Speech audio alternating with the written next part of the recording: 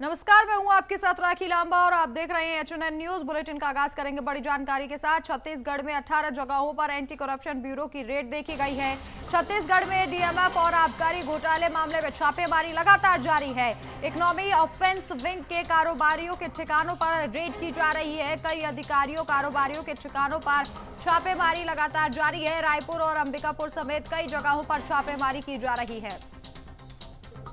तो कई अधिकारियों के कारोबारियों के ठिकानों पर छापेमारी लगातार जारी है। छत्तीसगढ़ में यह कार्रवाई की जा रही है। डीएमएफ और आबकारी घोटाले मामले में छापेमारी रायपुर और अंबिकापुर समेत कई इलाकों में छापेमारी हो रही है।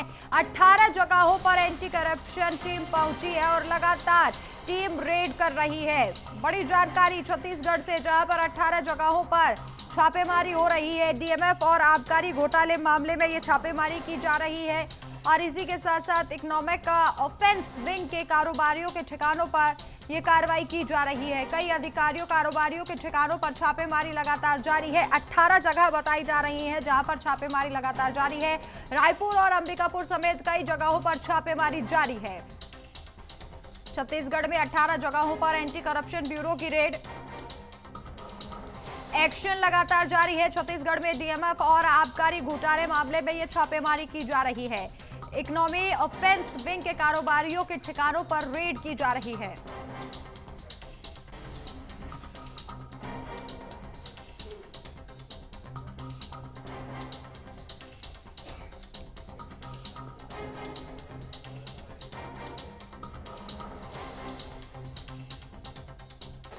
छत्तीसगढ़ में 18 जगहों पर एंटी करप्शन ब्यूरो की छापेमारी। छत्तीसगढ़ में डीएमएफ और आबकारी घोटाले में छापेमारी।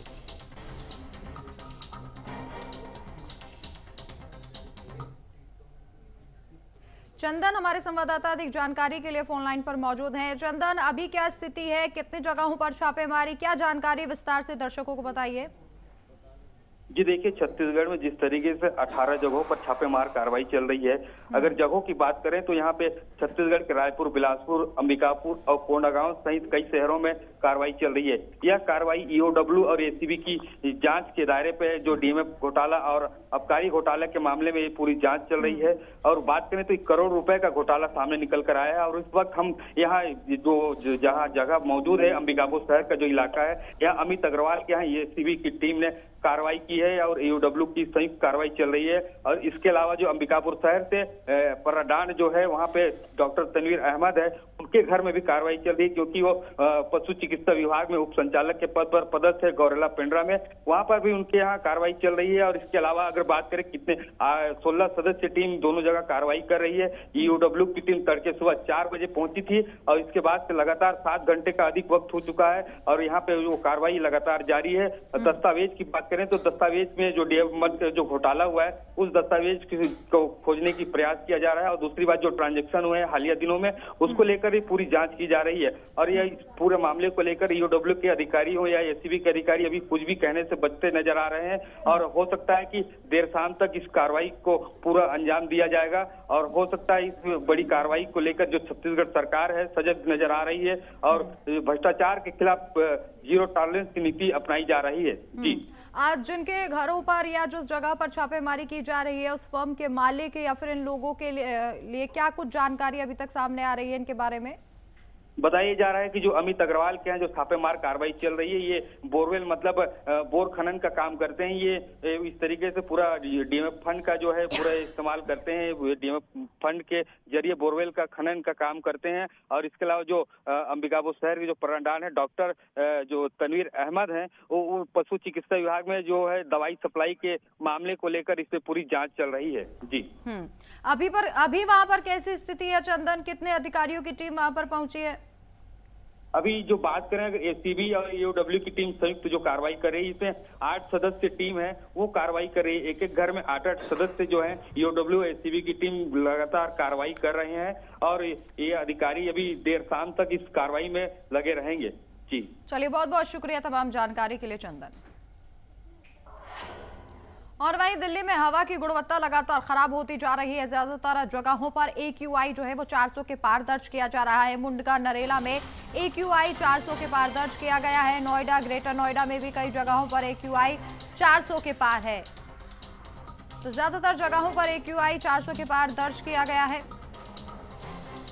मुंडका नरेला में AQI 400 के पार दर्ज किया गया है, यानी कि दिल्ली में जो स्थिति है वो बेहद खराब नजर आ रही है। प्रदूषण लगातार बढ़ता जा रहा है, हवा की गुणवत्ता खराब हो चली है और जगहों पर, कई जगहों पर रेड अलर्ट भी, रेड जोन कर दिया गया है। 400 से ज्यादा AQI जो है वो कई जगहों पर देखा जा रहा है, यानी कि स्थिति अब कंट्रोल में नहीं है। दिल्ली वासियों का दम घुट रहा है, पूरे तरीके से गैस चैम्बर में तब्दील होती हुई राजधानी दिल्ली दिखाई दे रही है। विजिबिलिटी शून्य के बराबर हो चली है। आने जाने वाले लोगों को दिक्कतों का सामना करना पड़ रहा है। बुजुर्गों और बच्चों को भी सांस लेने में अब तकलीफें होने लगी हैं। हर साल अमूमन ऐसी ही तस्वीरें, ऐसी ही खबरें सामने आती हैं, जहां पर दीपावली के बाद खासकर ऐसा होता है, जब दीपावली खत्म होती है और उसके बाद सर्दियां शुरू होने वाली होती हैं, तो स्मोक की, प्रदूषण की एक चादर में लिपटी हुई दिल्ली की ये तस्वीरें दिखाई देती है और हवा की गुणवत्ता लगातार खराब होती जा रही है, जो बेहद चिंता का विषय है। और वहीं दिल्ली NCR में प्रदूषण पर सख्ती बढ़ती जा रही है। ग्रैप नियम में बदलाव किया गया है। स्टेज 3 पर भी अब ग्रैप नियम की पाबंदियां जो हैं वो जारी रहेंगी। तो लगातार प्रदूषण से लोगों को बचाने के लिए सरकार भी कदम उठा रही है, लेकिन अभी तक कोई भी, कहीं भी स्थिति जो है वो कंट्रोल में नजर नहीं आ रही है, कोई असर नहीं देखा जा रहा है। हालांकि अलग अलग जगहों पर कंट्रोल करने की प्रदूषण को कोशिश है, यूपी सरकार भी कदम उठा रही है, तो वहीं दिल्ली में अमूलचूल परिवर्तन किया जा रहा है। स्टेज 3 पर भी अब स्टेज 4 की पाबंदियां लागू रहेगी, ताकि दिल्ली NCR में जो प्रदूषण बढ़ रहा है उसे रोका जाए। तो 4 तस्वीरें दिल्ली की हैं, मोतीबाग, मयूर विहार, इंडिया गेट, अक्षरधाम। अक्षरधाम की तस्वीर को आप ध्यान से देखिए, बिल्कुल विजिबिलिटी जो है वो शून्य के बराबर दिखाई दे रही है। मोतीबाग में भी ऐसी ही तस्वीर है। आने जाने वाले लोगों को काफ़ी दिक्कतों का सामना करना पड़ रहा है, चूंकि प्रदूषण की वजह से लोग परेशान हैं। इंडिया गेट पर भी धुंध की चादर जो है वो छाई हुई है। हालांकि लोग पहुंच रहे हैं, लेकिन मास्क लगाना जो है वो अनिवार्य कर दिया गया है कि आप पॉल्यूशन से बचने के लिए मास्क ज़रूर लगाएं, जिनको सांस संबंधित परेशानियां हैं। वहीं मयूर विहार की स्थिति भी कुछ ऐसी ही है, जहां पर पॉल्यूशन लगातार बढ़ता जा रहा है। कई जगहों पर AQI जो है वो 400 के पार हो चला है और लोगों को दिक्कतें हो रही हैं। दिल्ली की ये 4 तस्वीरें हैं और चारों तस्वीरों को देखकर अंदाजा लगाया जा सकता है कि पॉल्यूशन से दिल्ली वासी कितने ज्यादा त्रस्त हैं और हर साल यही तस्वीरें होती हैं। मोतीबाग में भी हालात अभी ऐसे ही बने हुए हैं और लगभग 8 से 9 बजे तक जो है वो पॉल्यूशन की ये सफ़ेद चादर दिखाई देती रहती है। इंडिया गेट पर लोग सुबह मॉर्निंग वॉक के लिए भी जाते हैं। वहीं यहाँ पर इंडिया गेट पर काफ़ी लोगों का आना जाना रहता है, लेकिन यहाँ पॉल्यूशन के चलते जो है वो लोगों को परेशानियाँ हो रही हैं। अक्षरधाम में भी ऐसी ही तस्वीर है, मयूर विहार में भी। 4 जगह की ये दिल्ली में तस्वीर है और चारों जगहों पर आप पॉल्यूशन का हाल देख सकते हैं। इंडिया गेट का हाल आप देख सकते हैं। तो दिल्ली में लगातार जो है वो पॉल्यूशन देखा जा रहा है और इसी खबर पर अधिक जानकारी के लिए हमारे संवाददाता अभिषेक आनंद न्यूज रूम से लाइव जुड़ चुके हैं। अभी कैसी स्थिति अभिषेक देखी जा रही है? चूंकि अमूमन हमने दिल्ली की जो 4 तस्वीरें अपने दर्शकों को दिखाई, वो साफ तौर पर ये दर्शा रही है कि अब स्थिति जो है वो कंट्रोल में नहीं है राजधानी दिल्ली में। बिल्कुल राखी, देखिए जिस तरीके से अभी का जो मौजूदा हालात जो है वो कई जगहों पर जो पॉल्यूशन जो है वो काफ़ी ज़्यादा बढ़ा हुआ है। ऐसे में लोगों को काफ़ी परेशानियां हो रही हैं। एक वक्त था जब दिल्ली में लोग जो खुले से हवा में बाहर निकलते थे, बाहर में सैर करने के लिए जाते थे। इंडिया गेट की अगर मैं बात करूँ तो वहाँ पर जो लोग जो है पहले वो सुबह में जब मॉर्निंग वॉक करने के लिए जाते थे, बिना मास्क के जाते थे, विदाउट एनी हेजिटेशन वो वहाँ पर पहुँचते थे। लेकिन अभी का जो माहौल जो बना हुआ है काफ़ी ज़्यादा खतरनाक स्थिति में है दिल्ली, क्योंकि लगातार आपने देखा किस तरीके से दीपावली के टाइम में जब सुप्रीम कोर्ट ने जो आदेश दिया था कि 2 घंटे सुबह में 2 घंटे शाम में पटाखे फोड़ने, लेकिन उसके बाद से दिल्ली का हवा जो है वो जहर में तब्दील हो गया। तो ऐसे में लोगों को परेशानियां तो हो रही हैं। अगर मैं अक्षरधाम की बात करूं तो वहां पे लोग जो है बाहर में जब निकलते हैं तो उनको काफी परेशानियां हो रही हैं। हालांकि कई सारे ऐसे नियम लागू किए गए हैं, लेकिन वो नियम जो है वो अगर ग्राउंड लेवल की अगर बात करूं तो वो पूरी पाबंदियां जो है वो नदारद दिखाई दे रही है। हालांकि कई सारे डीजल गाड़ियों को जो बंद करने की जो निर्णय लिए गए हैं उसमें भी खासा असर देखने को नहीं मिल रहा। बात करूं अगर मैं आनंद विहार की अगर मैं बात करूं तो वहां से यूपी से जो आनंद विहार की तरफ जो बड़ी गाड़ियां जो आती हैं, हेवी गुड व्हीकल्स जो आते हैं, डीजल गाड़ियां जो आती है, उससे कहीं ना कहीं काफी ज्यादा धुंध जो है वो काफी ज्यादा बढ़ता चला जा रहा है। ऐसे में पॉल्यूशन यही कारण है, पॉल्यूशन काफी ज्यादा है। लगातार आप देखते हैं कि हमेशा से पराली, पंजाब में जिस तरीके से पराली जो जलती है, पराली भी जो है एक बड़ा मुद्दा रह गया है। शुरुआत से ही इस चीज को लेकर के सरकार भी लगातार अपील भी करती है कि पराली जो जलाए जा रहे हैं उसको कम किया जाए, क्योंकि दिल्ली में जिस तरीके से हवाएं जो चलती है वो पंजाब से होते हुए सीधा दिल्ली की तरफ आती है, तो ऐसे में लोगों को परेशानियां तो हो रही है। सरकार की तरफ से कई कुछ इंप्लीमेंट भी किए गए हैं, लेकिन इसका खासा असर देखने को नहीं मिल रहा। कई लोगों का यह भी कहना है कि लोगों को सांस लेने में दिक्कत हो रही है। डॉक्टरों का भी साफ तौर पर यह कहना है कि बाहर जब आप निकलते हैं तो प्रिकॉशंस लेकर के निकलिए, लेकिन अभी का जो माहौल जो साफ तौर पर यह बता रहा है कि जो इंप्लीमेंट किए जा रहे हैं वो कहीं ना कहीं नदारत है ग्राउंड लेवल पे। राखी, अभी ग्रैप 3 के नियमों को लेकर बदलाव किया गया है कि स्टेज 4 के जो नियम हैं वो लागू किए जाएंगे, पाबंदियां किए जाएंगे। इसको लेकर क्या जानकारी है अभिषेक? राखी, देखिए ग्रैप 3 और ग्रैप 4 को जहां तक बात है तो इससे पहले भी जब पहले की जो सरकार थी तो उस वक्त में भी ग्रैप 3 ग्रैप 4 लागू किए गए थे। जब ग्रैप 4 जब लागू किए गए थे तो उस वक्त में आम आदमी पार्टी की जब सरकार थी तो उस वक्त में रेड लाइट ओपन गाड़ियां क्लोज को लेकर के कहीं ना कहीं इंप्लीमेंट किया जा रहा था, लोगों को जागरूक भी किया जा रहा था, पॉल्यूशन काफी ज्यादा था।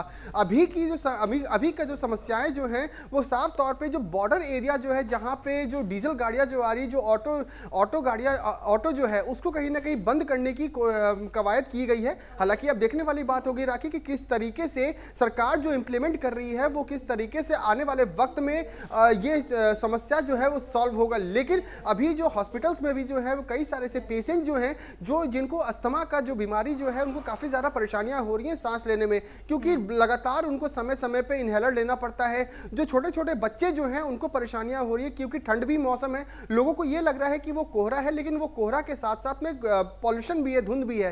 तो ऐसे में परेशानियां काफी ज्यादा है। सरकार लगातार इंप्लीमेंट तो कर रही है, लेकिन ग्राउंड लेवल पे इसका खासा असर देखने को नहीं मिल रहा। राखी, सरकार की तरफ से अगर मैं दिल्ली की बात कर लूं तो अभी तक क्या कुछ कदम उठाए गए हैं? क्योंकि कृत्रिम वर्षा को लेकर बातें कही जा रही थी, लेकिन उसका भी इतना असर दिल्ली में दिखाई नहीं दे रहा पॉल्यूशन पर। बिल्कुल राखी, देखिए कृत्रिम वर्षा के बारे में अगर बात करूं तो जगह जगह पर कृत्रिम वर्षा करवाई जा रही है, लेकिन जो असर देखने को जो मिलना चाहिए वो खासा असर देखने को नहीं मिल रहा। लेकिन लोगों का कहना है कि आने वाले वक्त में मौसम विभाग की तरफ से भी ये कहा जा रहा है कि आने वाले वक्त में जल्द से जल्द जो मौसम जो है उसमें सुधार आएगा, लेकिन अभी कुछ समय लगेगा। लोगों से साफ तौर पर यह भी अपील किया जा रहा है, जो मौसम विभाग के सूचकांक जो डिपार्टमेंट है उसकी तरफ से भी साफ तौर पर कहा गया है कि कई सारे ऐसे इंप्लीमेंट जो है वो किए जा रहे हैं। आने वाले वक्त में पॉल्यूशन जो है वो कम होगी, लेकिन सरकार जो है इस पे खासा असर नहीं दिखा रही है, क्योंकि आपने देखा कि लगातार विपक्षी दल जो है वो साफ तौर पे आरोप भी लगा रहे हैं कि हमारी जब सरकार जी जब थी तो उस वक्त में दिल्ली का पॉल्यूशन इतना ज्यादा नहीं था जितना अभी के वक्त में है। लेकिन सरकार लगातार ये कह रही है कि हमारे तरफ से पूरी ये इंतजाम किए जा रहे हैं कि लोगों को आने वाले वक्त में परेशानियां ना हो। अब देखने वाली बात होगी राखी कि किस तरीके से जो कृत्रिम वर्षा करवाई जा रही है, ग्रैप 3 ग्रैप 4 को जो नियम जो लागू किए जा रहे हैं, आने वाले वक्त में किस तरीके से इसका असर देखने को मिलता है ग्राउंड लेवल पे। लेकिन अभिषेक, अब किसी स्थायी समाधान की जरूरत है, क्योंकि दिल्ली के लोग प्रोटेस्ट भी करते हुए नजर आ रहे थे और उनका साफ तौर पर कहना है कि हर साल जो है दिल्ली में ऐसी ही तस्वीरें दिखाई देती है जिसकी वजह से लोग बेहद परेशान होते हैं और इसीलिए अब स्थायी समाधान की भी मांग की जा रही है। देखना होगा कि दिल्ली सरकार की तरफ से क्या कुछ कदम आगे उठाए जाएंगे। बहुत बहुत शुक्रिया तमाम जानकारी के लिए अभिषेक। और वहीं भारत के चीफ जस्टिस BR गवई आज रिटायर होंगे। कल राष्ट्रपति भवन में जस्टिस सूर्यकांत 53वें नए CJI की शपथ लेंगे। इस अवसर पर कई देशों के मुख्य न्यायाधीश भी मौजूद रहेंगे। गवई ने भावुक विदाई के साथ 40 साल का न्यायिक सफर जो है उसे याद किया और कहा कि आप सभी की भावनाएं सुनकर मेरी आवाज रुक सी गई है। मैं जब इस अदालत के कक्ष से आखिरी बार बाहर जाऊंगा। भारत के चीफ जस्टिस BR गवई आज रिटायर होंगे। कल राष्ट्रपति भवन में जस्टिस सूर्यकांत 53वें CJI के तौर पर शपथ लेंगे। इस अवसर पर कई देशों के मुख्य न्यायाधीश भी मौजूद रहेंगे। गवई ने भावुक विदाई के साथ 40 साल के न्यायिक सफर का याद किया है और उन्होंने सभी की भावनाओं को जो है सम्मान दिया और कहा कि आप सभी की भावनाएं सुनकर मेरी आवाज रुक सी गई है जब मैं इस अदालत कक्ष से आखिरी बार बाहर जाऊंगा। भारत के चीफ जस्टिस BR गवई आज रिटायर होंगे।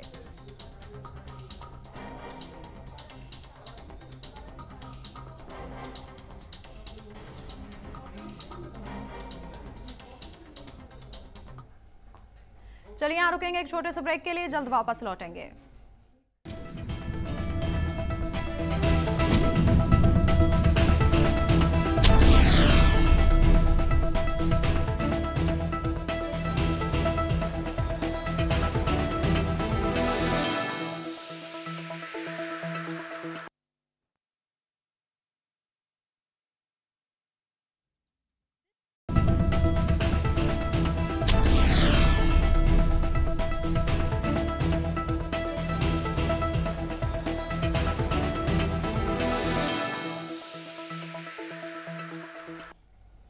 ब्रेक के बाद आप सभी का स्वागत है। पंजाब पुलिस ने एएनटीएफ टीम ने सीमा पार से मादक पदार्थों की तस्करी करने वाले गिरोह का भंडाफोड़ किया और 50 किलोग्राम हेरोइन बरामद की है। इस कार्रवाई में एक आरोपी को गिरफ्तार किया गया है। पुलिस ने बताया है कि मादक पदार्थों के खिलाफ लगातार कार्रवाई जारी है और इस गिरफ्तारी से तस्करों के नेटवर्क को बड़ा झटका लगा है। डीजीपी ने कहा कि ये खेप पाकिस्तान की खुफिया एजेंसी आईएसआई के समर्थन वाले तस्करों के द्वारा भेजी गई थी। गिरफ्तार आरोपी के खिलाफ पहले से ही मादक पदार्थों से जुड़े पुलिस 5 मामले में जांच कर रही है।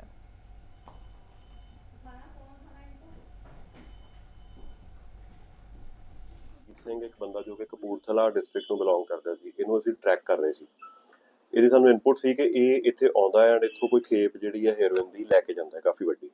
ਸੋ ਇਹਦੀ ਪੈੜ ਨੱਪਦੇ ਕੱਲ ਸਾਡੀ ਟੀਮ ਨੂੰ ਜਦੋਂ ਪਤਾ ਲੱਗਾ ਕਿ ਇਹ ਇੱਥੇ ਆਪਣੀ ਗੱਡੀ ਤੇ ਆਇਆ ਵਾ ਐਂਡ ਆਪਣੀ ਇਹ ਖੇਪ ਲੈ ਕੇ ਜਾ ਰਿਹਾ, ਸੋ ਇਹਨੂੰ ਇੱਕ ਬਹੁਤ ਜ਼ਿਆਦਾ ਹੌਟ ਚੇਜ਼ ਜਿਹਨੂੰ ਆਪਾਂ ਕਹਿੰਦੇ ਆ ਉਹ ਚੇਜ਼ ਹੋਈ, ਜਿਹਦੇ ਦੌਰਾਨ ਈਵਨ ਸਾਡੀ ਗੱਡੀਆਂ ਦਾ ਥੋੜਾ ਬਹੁਤ ਈਵਨ ਨੁਕਸਾਨ ਵੀ ਹੋਇਆ। ਬਟ ਉਸ ਤੋਂ ਬਾਅਦ ਇਹਨੂੰ ਫਾਈਨਲੀ ਰਾਉਂਡ ਅਪ ਕੀਤਾ ਗਿਆ। ਜਦੋਂ ਇਹਦੀ ਗੱਡੀ ਦੀ ਤਲਾਸ਼ੀ ਕੀਤੀ ਗਈ ਉਹਦੇ ਵਿੱਚੋਂ ਫਿਰ ਸਾਨੂੰ 50 ਕਿਲੋ ਜਿਹੜੀ ਹੈਰੋਇਨ ਆ ਉਹ ਬਰਾਮਦ ਹੋਈ। और वहीं बाबा सिद्दीकी के बेटे की वाई कैटेगरी सुरक्षा हटा दी गई है। मुंबई पुलिस ने ज़ीशान सिद्दीकी की सुरक्षा हटाई है। ज़ीशान सिद्दीकी की वाई कैटेगरी की सिक्योरिटी हटा दी गई है। ज़ीशान सिद्दीकी ने पुलिस कमिश्नर को पत्र लिखा। ज़ीशान सिद्दीकी ने परिवार के खतरे को लेकर ये पत्र लिखा है, तो सिक्योरिटी हटा दी गई। जिसके बाद उन्होंने पत्र लिखा है। ज़ीशान सिद्दीकी की वाई कैटेगरी की सिक्योरिटी हटा दी गई है और इसे लेकर उन्होंने पुलिस कमिश्नर को एक पत्र भी लिखा है जिसमें अपने परिवार को जान का खतरा बताया है। बाबा सिद्दीकी के बेटे की वाई कैटेगरी की सुरक्षा हटा दी गई है। मुंबई पुलिस ने ज़ीशान सिद्दीकी की सुरक्षा हटा दी है।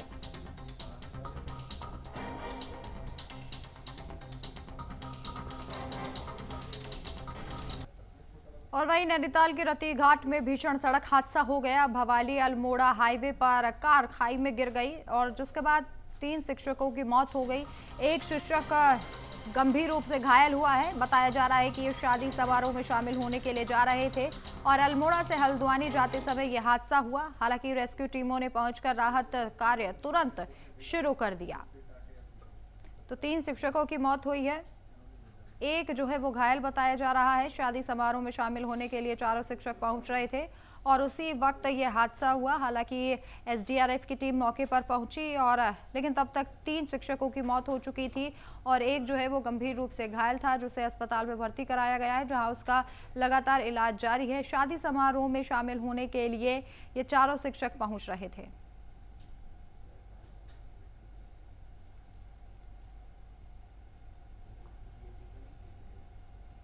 चलिए फिलहाल बुलेटिन में इतना ही। आप देखते रहिए HNN न्यूज़। नमस्कार।